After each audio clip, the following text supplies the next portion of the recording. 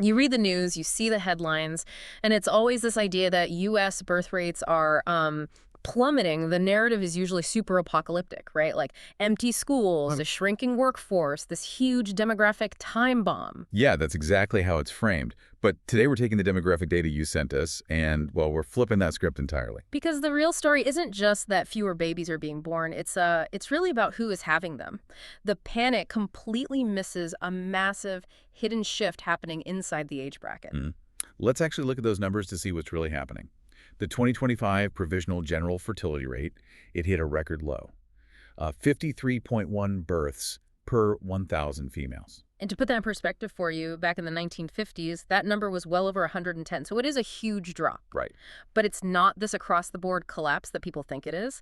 The steepest plunge by far is among teenagers. Rates for 15 to 17-year-olds dropped an astonishing 78% between 2007 and 2025. Which is incredible. Yeah, I mean, it's like looking at a company's dropping revenue only to realize they just discontinued their most high-risk, stressful product line. I love that analogy. We're essentially watching the disappearance of a trend that has historically been linked to deep socioeconomic struggles. It is arguably a profound societal win. Okay, let's unpack this, because I want to drill into why that drop happened so fast. Was it purely economic, or did the culture suddenly shift? It was really a collision of both. So the Great Recession made young people hyper-aware of financial instability, while contraception simultaneously became vastly more accessible. Oh, right. That makes sense. But the cultural piece is fascinating. Look at MTV's reality show, 16 and Pregnant.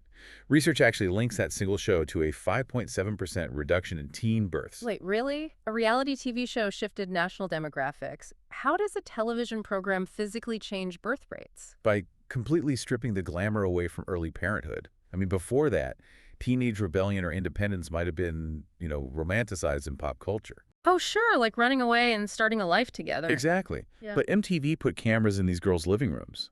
Millions of teenagers watched the grueling reality, the severe sleep deprivation, dropping out of school, losing their social lives. And the crushing financial stress. Oh, absolutely. Yeah. It acted as peer-to-peer birth control by making the consequences incredibly visceral. Okay, so teens stopped having kids. But here's where I need to push back on this being a total victory.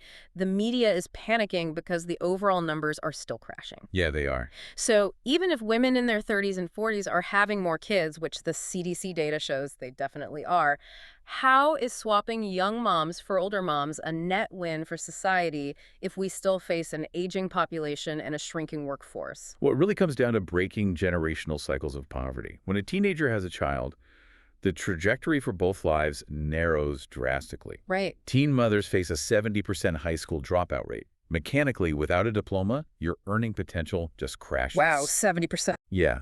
The financial stress in that household spikes. And those environmental factors echo into the next generation. For example, sons of teen mothers are 13% more likely to end up incarcerated. Largely because of the systemic instability they grow up in, I'm guessing? Precisely. So by delaying motherhood until their 30s, women are effectively insulating their future kids from that instability. Yes. A woman in her 30s is far more likely to have finished her education and stabilized her income.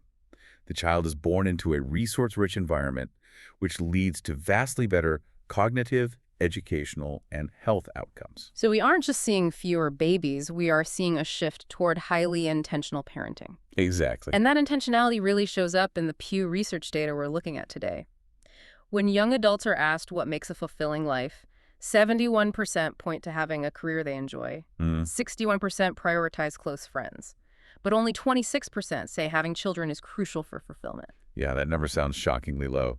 But it speaks to a fundamental reevaluation of what raising a family requires today. Because it's just so expensive. Exactly.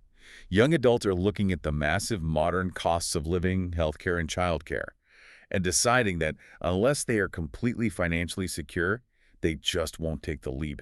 They are waiting until they have the absolute means to give that child a stable life. So what does this all mean for you? It means framing the falling birth rate purely as a crisis ignores the massive upside. Right, because the sharp decline in teen pregnancies is saving state governments billions of dollars every single year in health, welfare, and foster care costs. And those billions in unexpected savings present a massive opportunity. They really do. Which leaves you with something to mull over today. If society and state budgets are banking literal billions thanks to the dramatic drop in teen pregnancies, shouldn't governments be reallocating those exact savings to financially support the 30-something parents who are now struggling to afford their delayed families? Yeah, maybe the system isn't collapsing. Maybe it just needs to fund the shift.